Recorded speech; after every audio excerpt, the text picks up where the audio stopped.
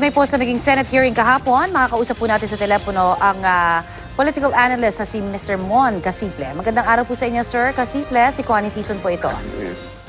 Magandang araw din. Opo, may mga nagsasabi po, Sir, na politika ang nasa likod ng mga alegasyon ng witness na si Edgar Matubato po laban sa mag-amang Duterte. Ano po sa tingin ninyo rito at mapapawasan ho ba ang ng akusasyon na ito ang impact ng mga sinabi niya? Well, yung kanyang mismong testimony, isa pa lang yan eh. Kaya hindi mo pa pwede sabihin na tatayo yan sa korte, no? Ang immediate pa siguro na effect ay political.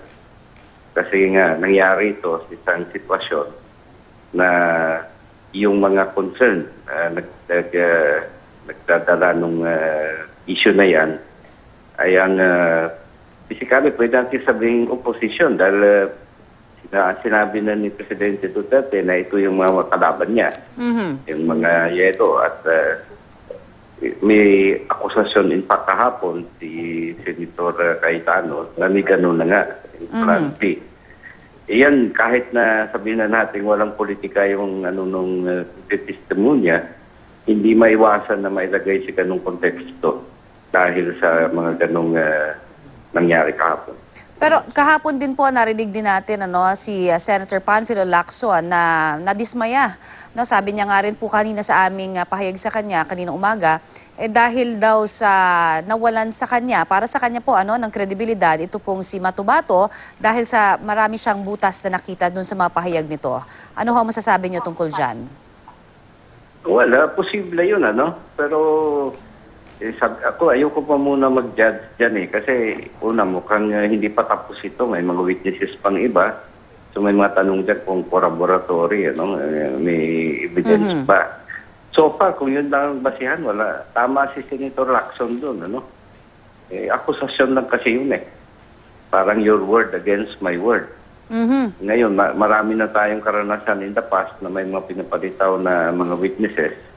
Pati nga sa yung kwento ni Senator Lacson din sa case niya, mahirap agad paniwalaan sa simula. Opo. Tinanggihan din po na mapabilang itong si Matubato sa protective custody at ano ho ang reaksyon niyo dito? Despite the fact na marami siyang talagang pasabog kahapon. Oo, ang problema, I understand the position ni Senate President Pimentel dyan Ang topic na pinag-uusapan ay drug campaign ngayon. Bakit yung testimony niya ay yung panahon ng mayor si Presidente Duterte. Sabi natin may relasyon, pero hindi pa established Kung parang pinauna itong si Matubato, hindi na ilatag yung proper na premises, kung meron mang theory yung Senado, which in fact hindi dapat magka-theory kasi fact-finding itong nature ng hearing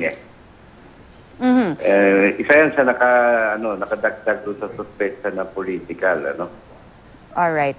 Yung ibang mga personalidad, marami ho tayo narinig na nadawit dito sa expose nga ni Matubato.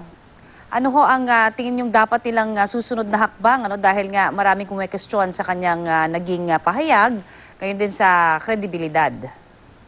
Well, hindi naman nila makasuhan kasi yung kanyang testimony within an official hearing ng Senado ay protected yan Hindi siya pwedeng kasuhan dyan. Pero may mga sumagot sa kanya, gaya nung si Congressman Nograles, nag-deny na may namatay na bodyguard. So wala, actually nasa ganung level pa labanan sa public opinion yan Sabi ko nga, your word against my word. Ngayon, interesting na bantayan natin yung mga susunod pa. Sinasabi si Senator De Lima na marami pang witnesses kang ilalabas. So, sa ngayon, mahirap maghusga, Kumbaga sa chess yan, opening move lang yan Oo. Wala pa tayong masasabi sa gaano kabigat ba talaga yan.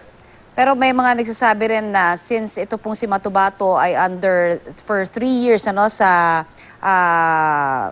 protection program po ng DOJ, kung saan, of course, DOJ Secretary dati si Senator Laila De Lima, talagang mas umiigting daw na maaring na-coach para masalag din niya yung next week naman na magiging pagdinig laban naman sa kanya on drugs. Ano hong reaksyon niyo dyan?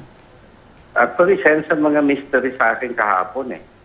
Hindi naman ito out of the blue lumitaw si Matubato. Hawak na pala ito ng DOJ before sa panahon ni Secretary pa si Senator De Lima.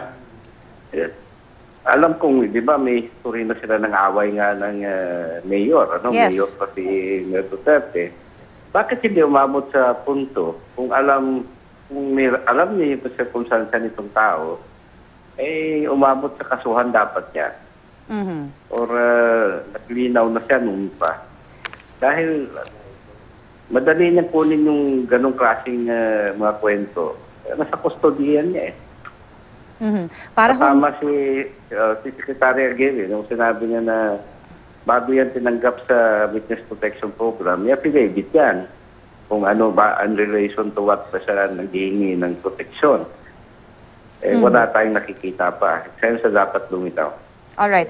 May mga nagsasabi para daw hindi pa rin tapos ang panahon ng kampanya dahil sa nakita natin kahapon na talagang nagkainitan ang dalawang senador po, si Senator Trillanes at si Senator Cayetano.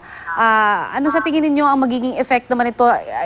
In effect, para kung nagkaroon talaga ng personalan na rin kahapon sila, bilang dapat walang ganon sa mga ganitong klase ng mga pagdinig. Well, actually, ang tingin ko dyan, hindi naman talaga nahinto na nung nanalo na si Presidente Duterte, meron na rin kaagad na mga criticism sa kanya, Medyo tanda ko lang, yung shock effect nung hindi na-expected na panalo, medyo nawala na. At ngayon nakita mo yung pag-resume ng mga political battles, Actually, yan ang mas na significant siguro na effect.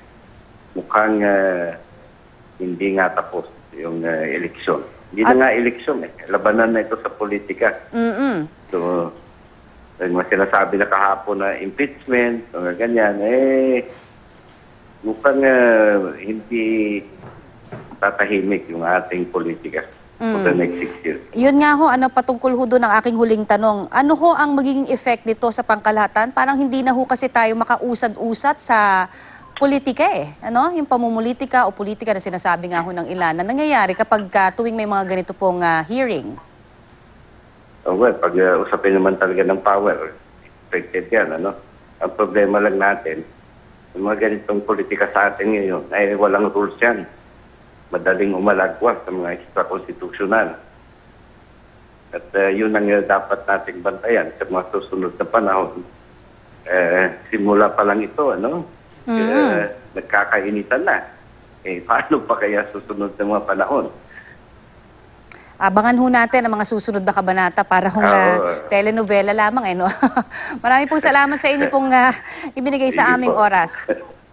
Ayan po naman ang political analyst na si Mr. Mon Casiple.